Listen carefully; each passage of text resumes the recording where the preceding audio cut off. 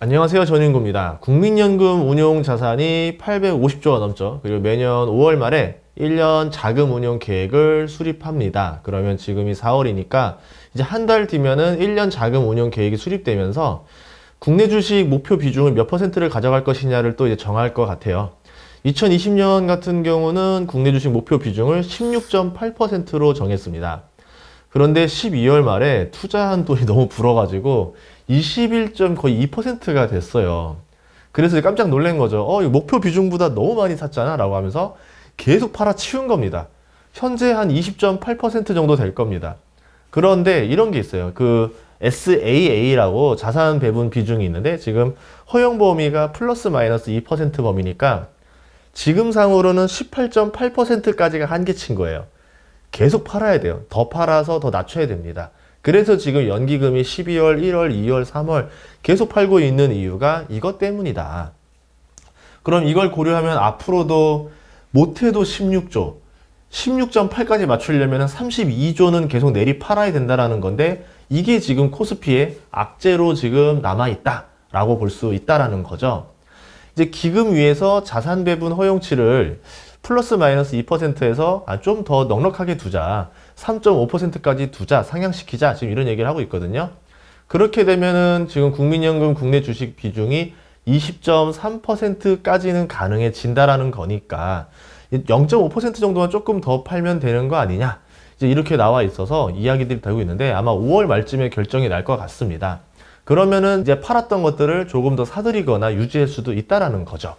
이런 거를 관점으로 해서 제가 하나를 보려고 합니다. 뭐냐면 국민연금이 국내 주식을 더 살 수 있다라는 가정하에 어떤 주식들을 살 것이고, 그럼 우리는 미리 어떤 것들을 사서 기다릴 수 있는 전략을 쓸 수 있을 것인가, 이 아이디어를 가지고 한번 만들어 봤습니다. 그러면 같이 보시죠. 참고로 저는 미국에서 힌트를 얻었어요. 미국의 401k 퇴직연금 제도 때문에 미국 증시가 크게 상승한 적이 있어서 미국의 사례를 보게 되면은 국민연금의 주식 비중 확대가 어떠한 영향을 끼칠 것인가 한번 아이디어를 내봤습니다. 1978년에 지미 카터 대통령이 있었는데 그때 미국의 내국인 세입법, 내국 세입법 401조에 K항을 추가합니다. 그게 1982년에 시행됐어요. 이제 미국의 퇴직연금은 의무적으로 자동 가입이 되는 거예요. 주로 확정 기여형이라고 해서 DC형이라고 하죠. 그래서 이제 이거 같은 경우는 세금 혜택이 좀 크죠. 불입 한도가 지금 연 2만 달러 수준이거든요. 우리나라와 다른 건 뭐냐면 우리나라는 DC형이 주식 비중이 그렇게 많지는 않아요. 보통 채권이라든가 이런 쪽이 많았는데 미국 같은 경우는 주식 비중이 67% 정도 됩니다. 그래서 계속 직장에서 일하는 사람들이 퇴직연금으로 받는 것들의 3분의 2가량이 미국 주식 시장으로 계속 흘러가고 있다. 엄청난 호재가 된다는 거죠.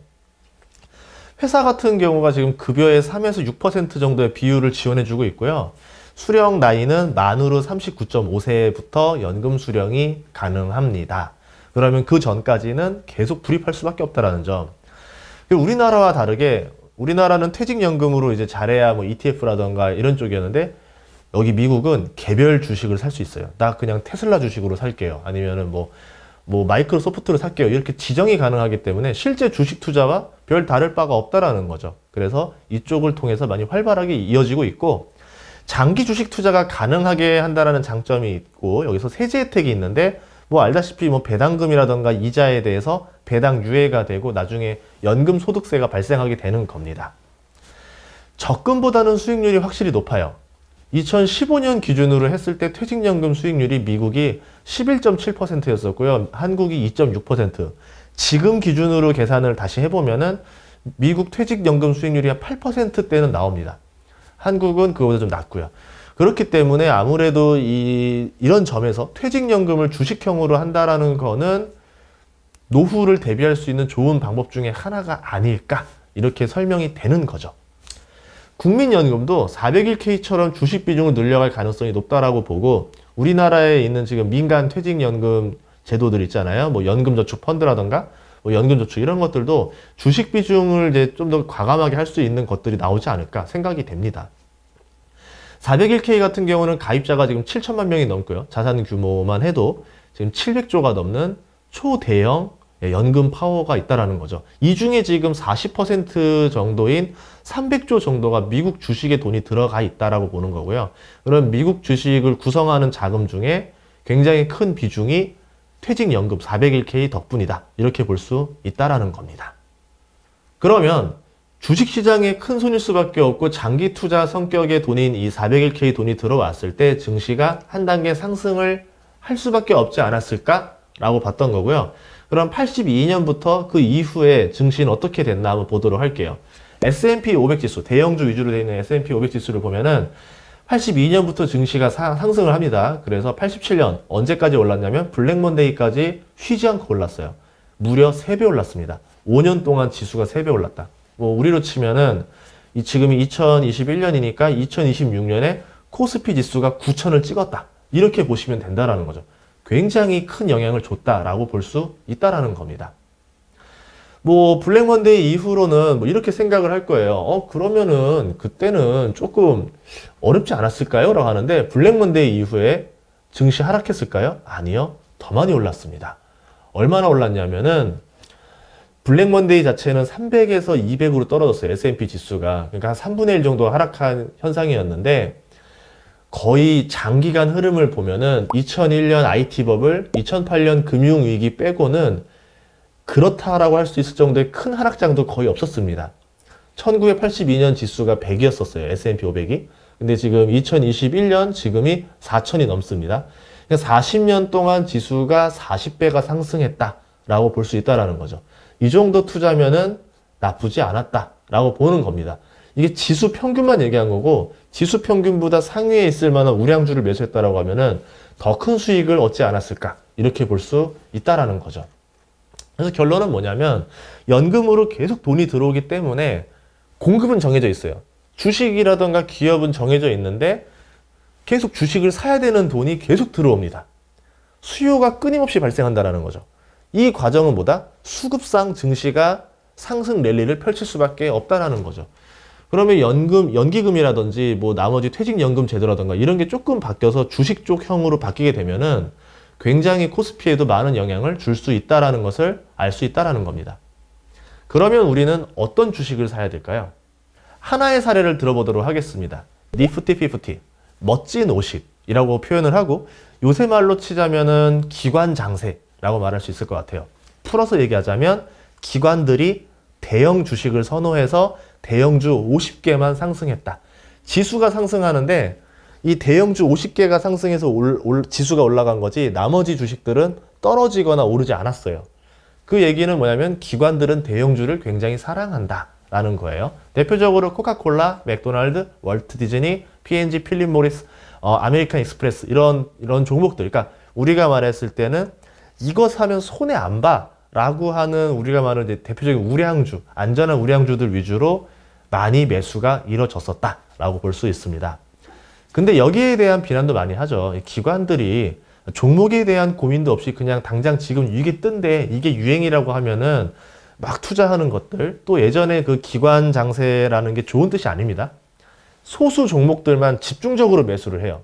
그러면 수익률 관리하기 편해요. 예를 들어서 제가 가진 돈은 정해져 있어요. 뭐 한 1,000억, 2,000억 밖에 없고 제가 투자하는 종목이 10개가 되면은 이 종목들을 더 추가로 매수해서 주가를 인위적으로 끌어올리는데 굉장히 어렵겠죠. 근데 제가 2,000억을 가지고 한 종목을 다 샀다 생각해봐요. 주가를 끌어올리려면 오로지 이 주식만 사서 주가를 끌어올리면 돼요. 한마디로 이 수익률 관리, 펀드 수익률 관리라는 거는 주가 조작도 영향이 갈 수 있다는 거죠. 그래서 뭐 합법적인 거겠죠. 좀 주가가 떨어지면 펀드 수익률 떨어질 것 같은데 좀 올려보자라고 해서 막 매수를 해요, 스스로. 그래서 막 이제 매수를 하면 이게 올라가겠죠. 2007년에 벌어졌던 기관 장세에 대한 이야기들이었습니다. 그게 니프티 50 때도 있었다라는 거죠. 그래서 1969년에 그렇게 오를 수밖에 없었던 상황이 있었는데요. 1969년 7월 26일 닉슨 대통령의 닉슨 독트린이라는 게 발표했었어요. 근데 배경을 알자면 그게 이제 베트남 전쟁에서 미국이 도저히 안 되겠는 거예요. 철수를 하기 위해서 이런 얘기를 하는 겁니다. 니네도 니네 나라 니네가 지켜야지 왜 자꾸 미국한테 자꾸 도와달라 그래. 너희네가 국가 방어, 자주 국방에 힘을 쓸 때 미국도 도와주는 거다. 이런 얘기를 해요. 그러면서 일종의 약간 핑계를 댄 거죠. 베트남 전쟁 때문에 미국이 엄청난 적자를 받고 경제적으로 많은 어려움이 좀 올 정도로 힘들었었습니다. 그래서 적자 문제를 해결하기 위해서 이런 발표를 했었고요. 그 얘기는 뭐냐면은 이제 미국이 베트남에서 철수를 한다. 그러면 적자 문제가 해결될 것이고 미국 경제가 좋아질 것이다. 상승 동력으로 봤기 때문에 이 니프티 피프티 현상과 일치하게 시작되는 게 타이밍이 좋았다라는 거죠.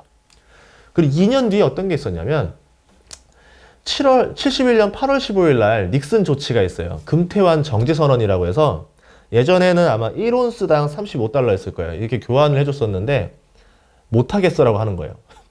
그동안 달러를 기축통화로 썼던 이유 중에 하나가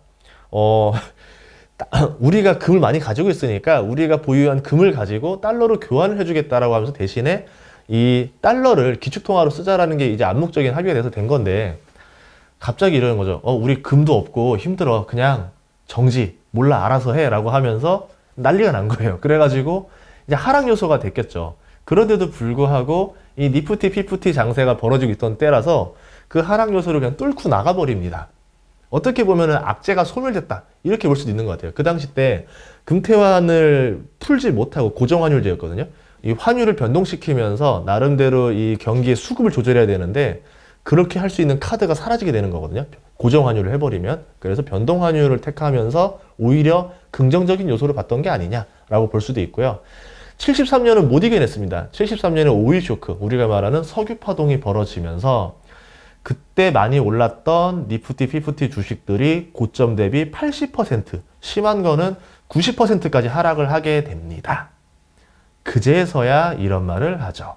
네스티 피프티, 더러운 50, 이런 식으로. 그러니까 오를 때는 멋지다, 떨어질 때는 더럽다, 이렇게 표현을 한다는 거죠.